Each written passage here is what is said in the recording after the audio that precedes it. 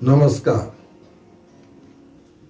धर्म दिग्दर्शन चैनल में आप सभी का स्वागत है। मैं हूं ज्योतिषाचार्य पंडित सुदर्शन लव पांडे। हर दिन की तरह आज भी एक योग के बारे में चर्चा करेंगे जो बहुत ही महत्वपूर्ण योग है, और वो है चतुस्सागर योग।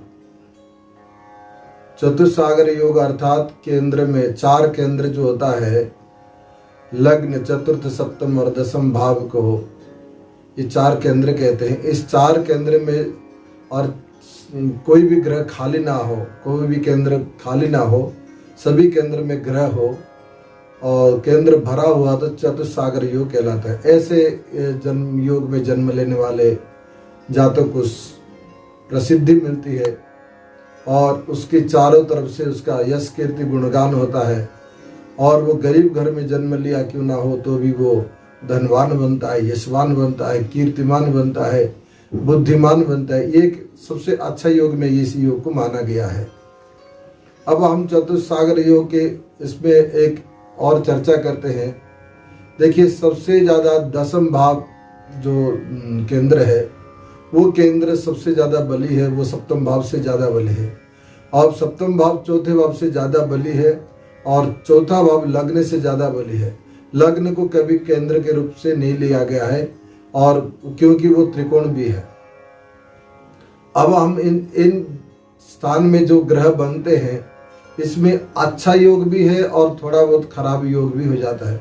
खराब मतलब खराब नहीं होता है, लेकिन उतना अच्छा नहीं होता है। तो इस योग में कैसे होता है अच्छा योग?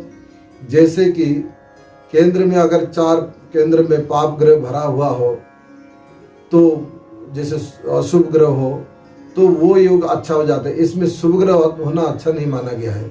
जैसे कि केंद्र में गुरु और शुक्र बैठ जाए तो इनको केंद्राधिपति दोष लगने के कारण में उतना अच्छा नहीं माना गया है।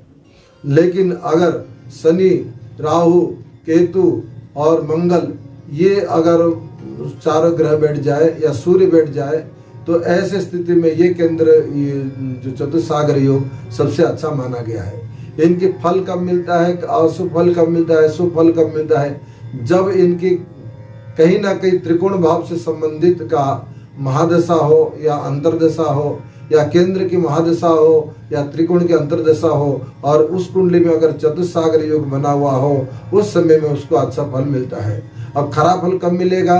जब मान लीजिए कि जो दशानाथ होगा, उस दशानाथ से अगर कहीं ना कहीं शत्रु राशि का हो, अगर वो केंद्र से बैठे हुए ग्रह के साथ भी शत्रुता करता हो, या दृष्टि या युक्ति संबंध करता हो, ऐसे परिस्थिति में उस समय में वो खराब होगा।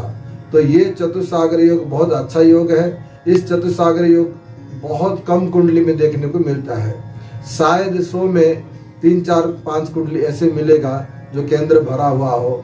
लेकिन जो शुभ केंद्र योग जो माना गया है, जो पाप ग्रह केंद्र में बना हुआ हो, वो सबसे अच्छा माना गया। अगर आप ये कहेंगे कि पाप ग्रह केंद्र में होने से क्यों अच्छा माना गया, इसका एक कारण है कि पाप ग्रह केंद्र में बैठने से वो अशुभ फल नहीं देते हैं, यानी कि वो शुभ फल देते हैं। लेकिन शुभ ग्रह अगर केंद्र में बैठ जाए, वो शुभ फल नहीं देते, अशुभ फल देते हैं। इसलिए पाप ग्रह केंद्र में बैठा हुआ सबसे अच्छा माना गया है। इस केंद्र की जो योग है, इस योग को हम उपाय की कुछ करने की आवश्यकता नहीं है। आप लग्न और स्वामी का या पंचम भाव का या नवम भाव का रत्न अगर आपको धारण करते हैं, तो इस योग की जो खराब प्रभाव है उससे छुटकारा मिल जा सकता है।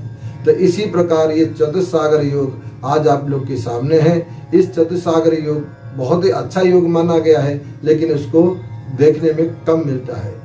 फिर अगली बार हम आप अगले एपिसोड में आपसे मुलाकात करेंगे कि नया एक योग लेके, और आप हमारे इस चैनल को देखते रहिए, सब्सक्राइब करें, लाइक करें और अन्य को भी प्रेरित करें ताकि उनको भी ये ज्ञान मिले।